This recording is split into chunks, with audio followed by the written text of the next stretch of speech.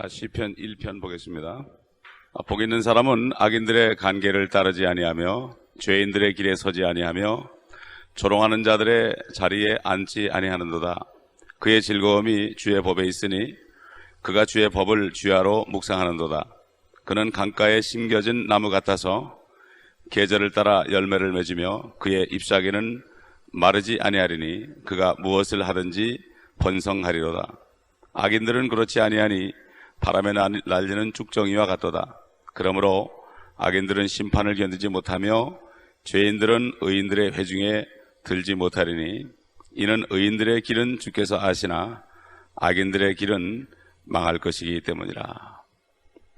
자, 오늘 시편부터 이제 오늘부터 시편을 공부하는데 특별히 시편 그러면은 누가복음 24장 44절에서 주님께서 부활하셔서 제자들에게 말씀을 깨닫게 할 때 모세 율법과 선지서와 시편에 나에 관해 기록된 모든 말씀이 이루어져야 된다. 그리고 그리스도가 고난을 받고 죽은 자 가운데 셋째 날에 살아나야 될 것이 기록되어 있다.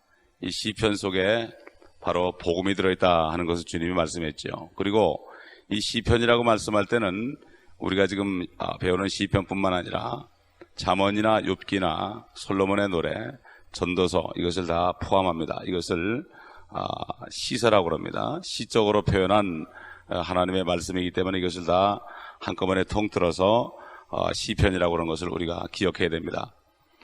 그리고 이 시편에 관해서 우리가 좀 서론적으로 상당히 중요한 몇 가지를 먼저 살펴보고 그 다음에 본문으로 들어가겠는데, 첫째로 히브리 성경에서 이 시편은 말라기 다음에 나옵니다. 지금 우리 성경은 욥기 다음에 나오는데 히브리 성경에는 말라기 다음에 나옵니다. 말라기라는 건 주님의 재림이죠.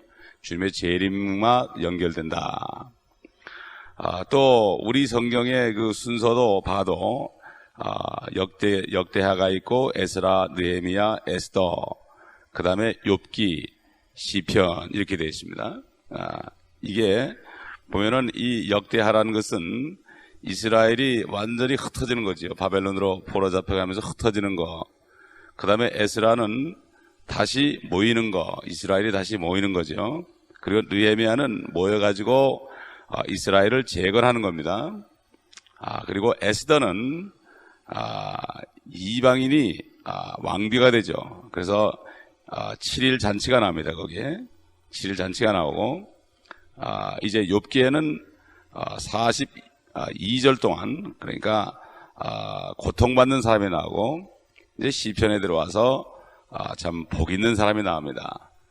시편 1편은 복 있는 사람이고 시편 2편은 그 복 있는 사람이 이 땅을 다스리는 장면이 나오고 참 이렇게 나오는데, 이것이 참 성경이 굉장히 신비로운 게 뭔가 하면은 역대하에 이스라엘이 흩어지는 것이 기원 70년에 로마에 의해서 완전히 예루살렘이 초토화되고 흩어지는 일이 또 있었고, 또 1918년에 발파 선언 이후에 이스라엘 민족들이 다시 팔레스타인으로 모이는 역사가 있었고, 이건 에스라에 해당되고, 그 다음에 1948년에 이스라엘이 독립이 되어서 재건이 된 것, 이건 느헤미야에 해당되고, 그 다음에 이제 주님이 재림하실 때 참 혼인잔치, 이방인들이 참 주님의 신부가 되어서, 왕의 신부니까 퀸이 되어서, 왕비가 되어서 공중에서 주님을 만나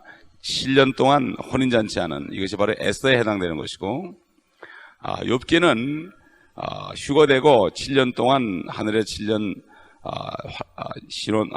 어린 양이 혼인잔치를 할 동안에 이 땅에는 42개월 동안 7년 동안에 걸쳐서 7년 환란 가운데 특별히 42개월은 후 3년 반에 이스라엘이 엄청난 박해를 적그리스도 받을 것이 나오고, 그 다음에 주님이 재림하시면 주님이 참 복 있는 자로서 참 시편 2편에 있는 것처럼 이 땅을 천년 통치하면서 영원히 통치하는 이러한 일이 이루어지는, 참 신비롭습니다. 성경의 순서까지도 굉장히 신비롭습니다.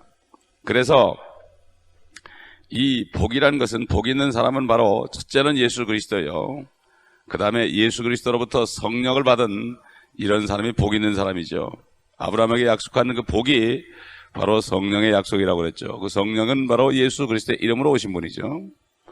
그렇기 때문에 이 성경을 자세히 읽어보지 않고서는 이러한 신비로운 일을 알 수가 없죠. 그래서 주님께서 성경을 상고하라 그랬습니다. 그 당시에 성경 상고는 구약 성경을 얘기하는 거죠. 그 사도들이 구약을 상고했기 때문에 성령의 기름 부음 속에서 신약을 쓸 수 있었습니다. 성경을 상고하지 않는 사람은 말씀을 증거할 수가 없죠. 그리고 이 시편은 5권으로 되어 있습니다. 5권으로 되어 있기 때문에 성경이 66권이지만 이것이 5권이기 때문에 실질적으로 66에다가 4편이 더 들어간 것과 마찬가지죠. 그래서 사실 성경이 70권이다 이렇게 볼 수가 있죠. 그래서 하나님의 숫자가 7이죠. 분명히 시편이 5권입니다. 저자도 여러 명 있죠. 다윗도 있고 모세도 있고 아삽도 있고 고라자손도 있고 그렇기 때문에 이 5권의 책으로 되어 있다. 그리고 첫 번째 41장까지 1권에 해당되는 41장까지 여기에 재림에 관한 구절이 사복음서에 있는 것보다도 더 많이 나온다. 45번이나 나온다.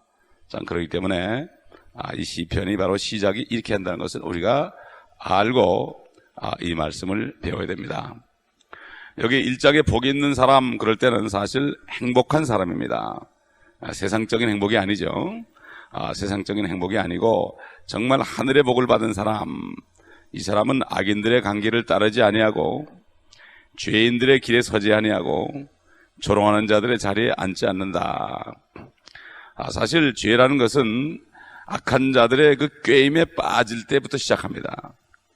그 관계에 빠지게 되면은, 악인들의 관계에 빠지게 되면 그 다음에 죄인의 길에 들어서는 겁니다. 그렇기 때문에 악인들이 꾀일 때, 사탄이가 꾀일 때 사람을 통해 꾀이죠. 사람을 통해 꾀이죠. 하나님을 두려워하지 않는 사람, 이런 사람들이 함부로 말씀대로 행하지 않고 적당히 하자, 이렇게 거짓말도 하자, 이렇게 할 때 한 번 한 것이 결국 죄인의 길에 들어서는 게 되죠. 길에 들어서면은 결국 조롱하는 자들의 무리에 들어갑니다. 조롱이 뭐죠? 하나님의 말씀을 무시하죠. 요즘 보면은 하나님의 말씀이 빠졌다고 해도 별로 신경 안 써요. 왜 그렇습니까? 악인의 관계에 빠졌기 때문에. 말씀이 뭐 그러면 예수 믿으면 천국 가면 되는 거지 뭐 하나님의 말씀이 뭐 그렇게 중요하냐? 열심히 기도해서 구해서 받고 그리고 천국 가면 되는 거지. 무슨 상은 상이냐? 구원받은 말도 감사하지. 이제 천국은 따놨으니까 적당히 살아도 된다. 한 번 구원받으면 안 잊어버린다 그러니까 이게 바로 악인의 관계를 따르는 거예요. 그러면 죄인의 길에 들어서게 되는 거예요. 법적으로 구원받을지 몰라도 죄인의 길에 들어서게 되는 거죠. 그래가지고 하나님의 말씀을 만으로 여기는 거죠. 하나님의 말씀이 빠지고 틀리고 그래도 전혀 개의치 않는, 이게 바로 배교한 시대, 오늘날 이런 시대가 됐습니다. 여기 악인이라는 것은 구약시대에 유대인들이 하나님의 백성인데 하나님의 백성 가운데 악인들이 있었다는 얘기죠. 마찬가지로 오늘날 그리스도인 가운데서도 악인들이 있다는 얘기입니다. 악인들이 있다. 그러므로 이 악인들의 관계를 따르게 되면 죄인의 길에 쓰게 되고 조롱하는 자들의 자리에 앉게 됩니다. 근데 이렇게 하지 않으면, 악인의 관계를 따르지 않으면 죄인의 길에 들어서지 않고 의인의 길에 들어서게 되고 또 하나님의 말씀을 두려워하는 자가 된다. 그렇게 될 때에 2절에 그의 즐거움이 주의 법에 있으니 그가 주의 법을 주야로 묵상하는도다.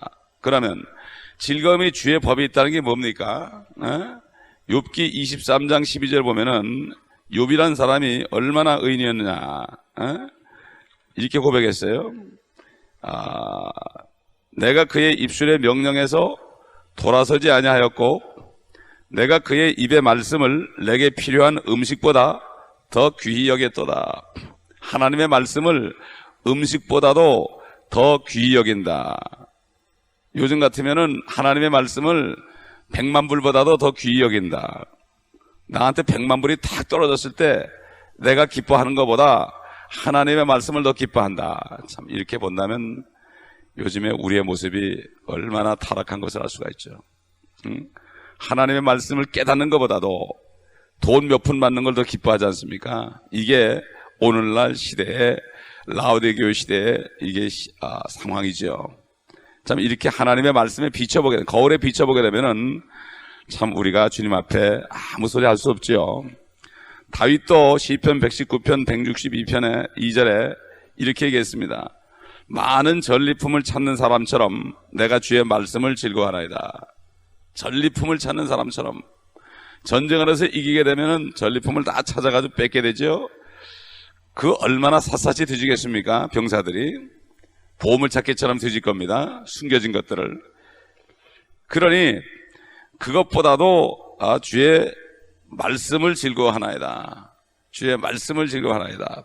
요즘에 정말 하나님의 말씀을 즐거워하면 하나님의 말씀이 선포되는 곳마다 찾아다니게 되죠. 그러니까 처음 구원받을 때 막 부흥회마다 쫓아다니고 그저 뭐 그냥 너무 좋아서 밤새도록 말씀을 들어도 괜찮고 하루에 잠 3시간밖에 안 자도 피곤하지 않고 이거 왜 그랬습니까? 하나님의 말씀을 즐거워하기 때문에.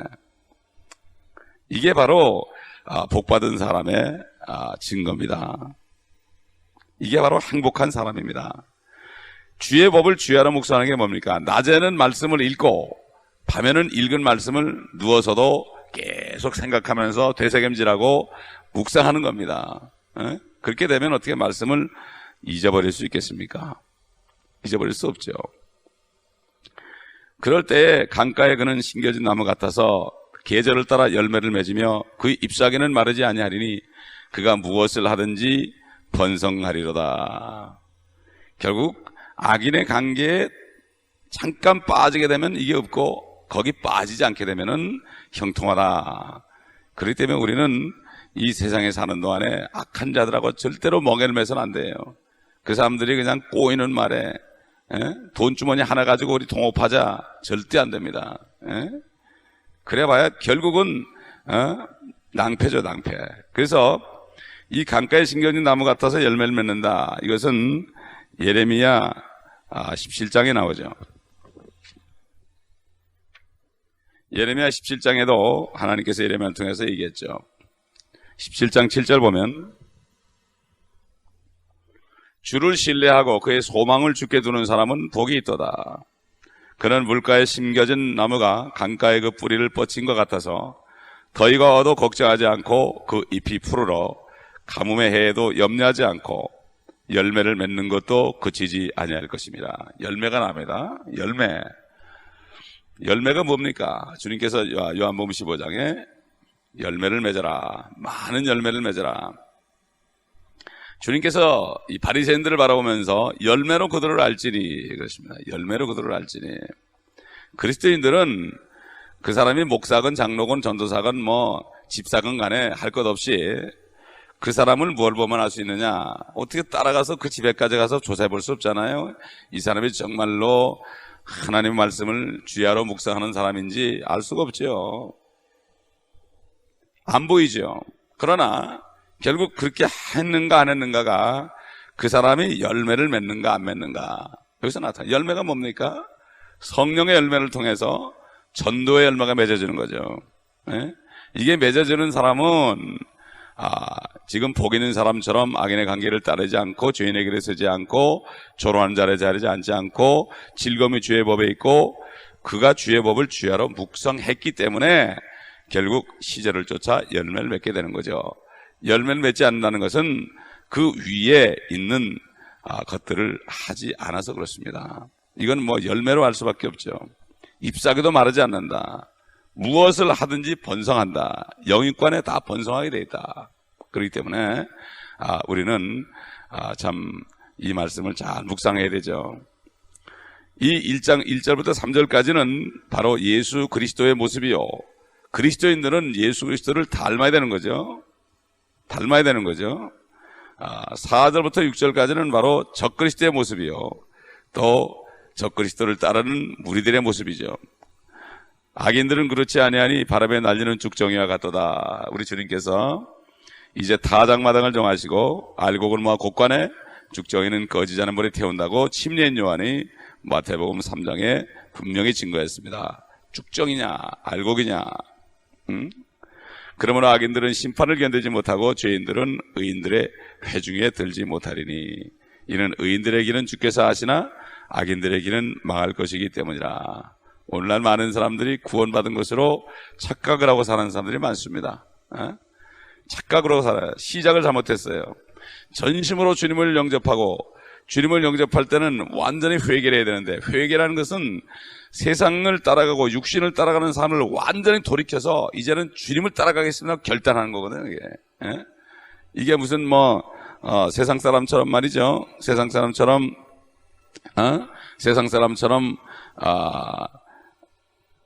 예수 믿으면은 또 축복을 받으니까 인도 사람들처럼 또 신이 하나 있으니까 또 내가 복을 받게 하는 게 아니고 다른 것은 다 버리고 주님을 따라가는 이러한 삶을 살아야 되는 거죠. 그렇기 때문에 우리는 참 두렵고 떨리는 마음으로 기도해야 될 것입니다. 참 그렇기 때문에 욥기는 행복하지 못한 사람이 쓴 것이요, 잠언은 현명한 사람, 전도서는 세속적인 사람, 솔로몬의 노래는 하늘에 속한 자의 그런 노래입니다. 그러므로 우리는 참 하늘에 속한 자의 노래를 부를 수 있는 성도들이 되어야 될 것입니다. 기도하겠습니다. 아버지 하나님 감사합니다. 오늘도 아버지 이 말씀을 통하여 우리에게 다시 한번 깨닫게 하심을 감사합니다.